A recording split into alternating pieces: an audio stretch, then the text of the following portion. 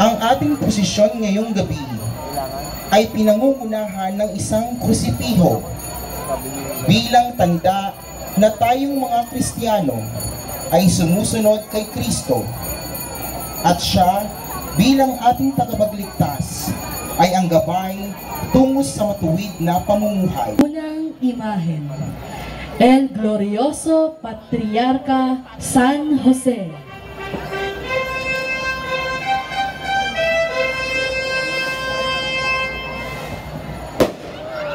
Bagamat si Maria ay nagdadalang tao, lalang ng Espiritu Santo, tinanggap pa rin ni Jose si Maria at pinakasalan.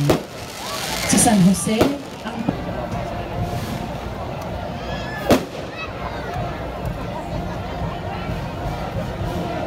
La Anunciación.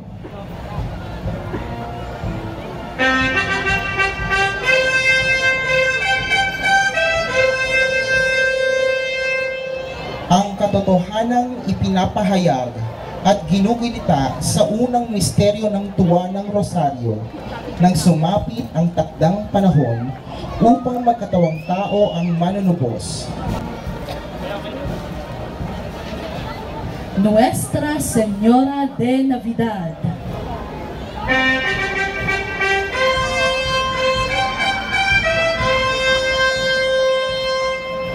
Luwalhati sa Diyos sa kaitaasan at sa lupa'y kapayapaan sa mga taong kanyang kinalulugdan.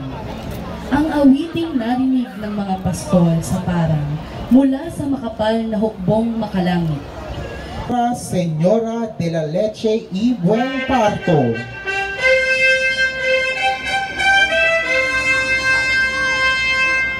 Ang larawan ng Nuestra Señora de la Leche y Buen Parto ay nagpapakita kay Maria habang pinapasuso ang batang si Jesus.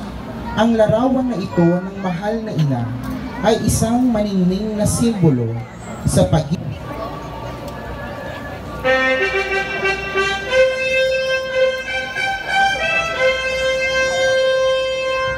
Pagtuunan natin ng pansin ang buhay ng banal na pamilya sa Nazareth. Ang buong buhay ni Jose at Maria ay nakasentro sa batang si Jesus. Tulad ng bawat ordinaryong bata, si Jesus ay Madre del Buen Pastor.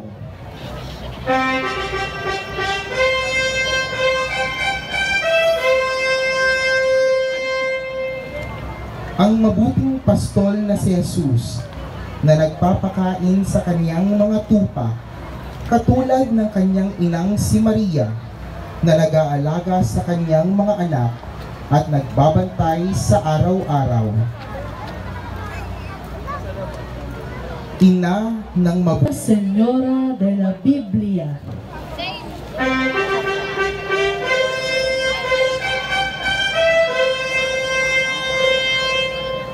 Ipinapakita ng representasyong ito ng mahal na Birhen ang tagpo sa unang pagmimilagro ng ating Panginoong Hesus. Sa simula ng kanyang buhay pagmiministro, sinasabi Mater Dolorosa.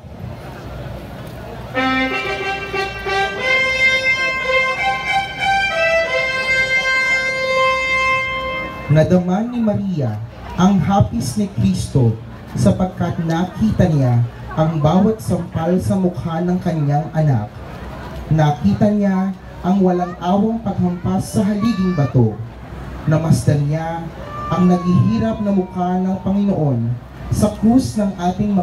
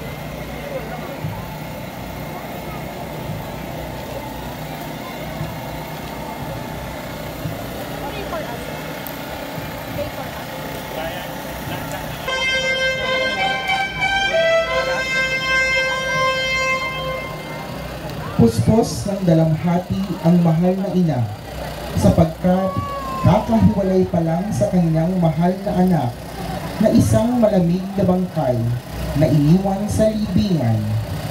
Si Aurora de la Aurora.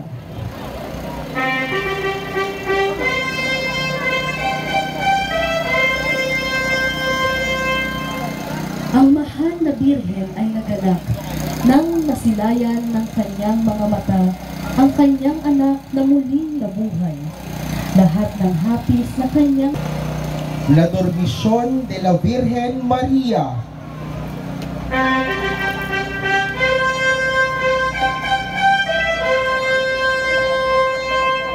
Sa huling panahon ni Maria sa mundo, siya ay nabuhay sa malalim na pananalangin nang naramdaman ng mahal na birhen na malapit na ang pagtatapostol ni Kristong kanyang anak ay nanatili sa La Coronación de la Virgen Maria.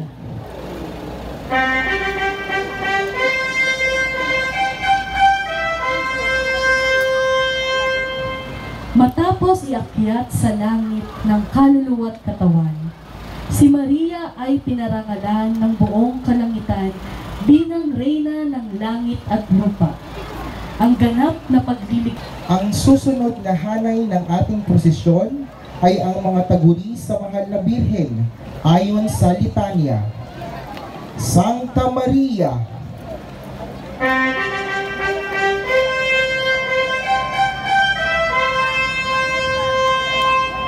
ang kabanalan o pagiging santa ni Maria ay bunga ng bukod tanging pagpapala na ipinagkaloob ng may kapal.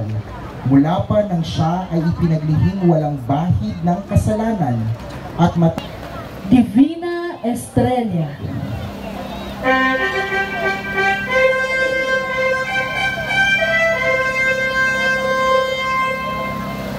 Magmula pa noon, si Maria ay inihahalin tulad na sa isang tala o bituin, kagaya ng isang tala na nagsisilbing gabay sa mga mandaragat. Si Maria din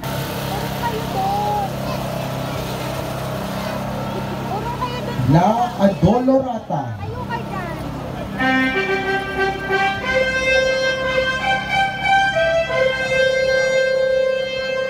Si Maria ay inang kaibig-ibig. Kung paano niya minahal at inaruga ang batang si Jesus, ganoon din maaasahan ang kanyang walang humpay. Señora de la Porteria.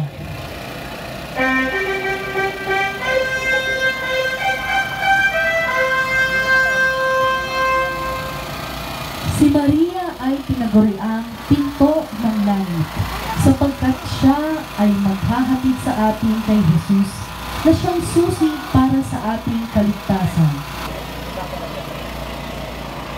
Rosa Mystica.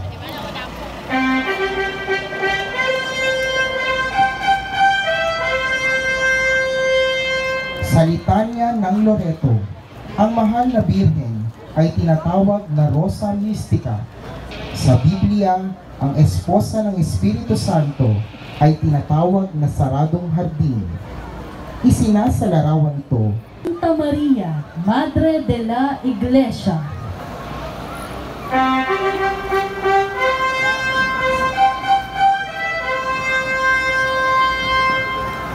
Ang taguring ito sa mahal na birhen ay ginamit ni San Ambrosio ng Milan at Hugo Rana.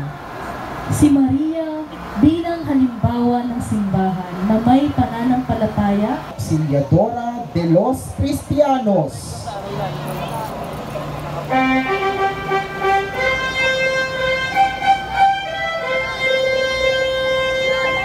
Debosyong sinimulan ni San Juan Bosco sa Turin, Italia. Isa sa pinakaunang paguri sa mahal na Birhen ay mapag-ampon sa mga Kristiyano.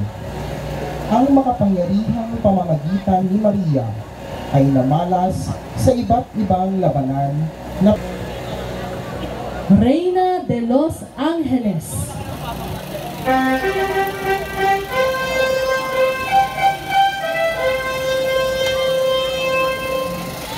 Ang tagumpay ni Jesus ay tagumpay rin ni Maria at ng lahat ng kaisa niya sa pagsunod ng kalooban ng Diyos.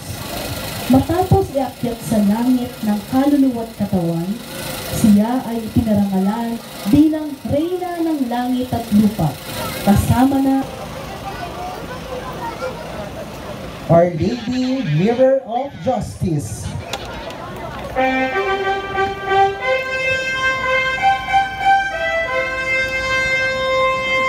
Ang paguri sa mahal na Birhen bilang salamin ng hustisya ay unang lumabas sa litanya noong taong 1551. Si Maria ay nagsilbi Esperanza y Caridad.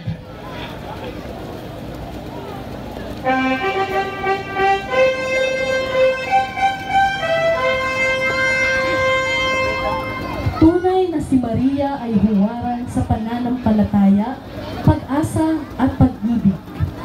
Siya ang pinakapanulukan ng ating relihiyon, pananampalataya sa Diyos, pag-asa sa kinabukasan. Virgen de los Reyes.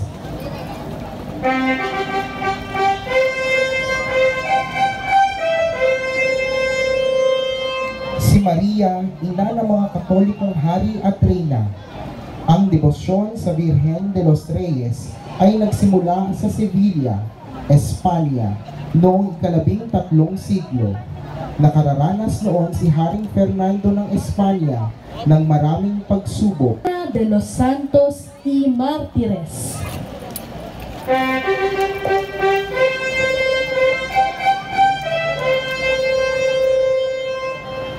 Tunay na kahanga-hanga ang katangiang biyaya na ipinagkaloob ng Espiritu Santo sa mahal na Birhen, upang bilang isang ina De la Victoria.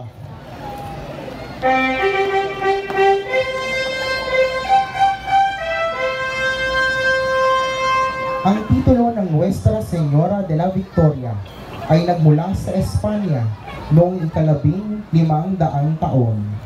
Pinamintuhuan ang Virgen de la Victoria dahil sa pag-uugnay sa kanya sa pagkapanalo ng iba't ibang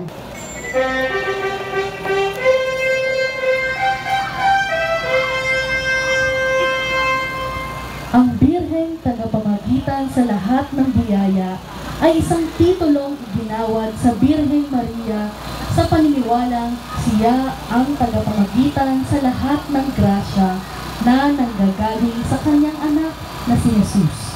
Ito'y sa kadahilanang ang mahal na Birhen ay ang mga aparisyon o pagpapakita ng mahal na Birhen. Nuestra Señora de Consolación y Correa.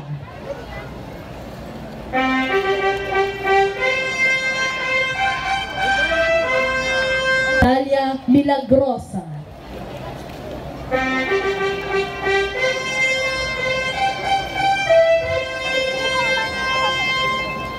Tatlong ulit na nagpakita ang mahal na Birhen sa isang madre sa Paris noong taong 1830.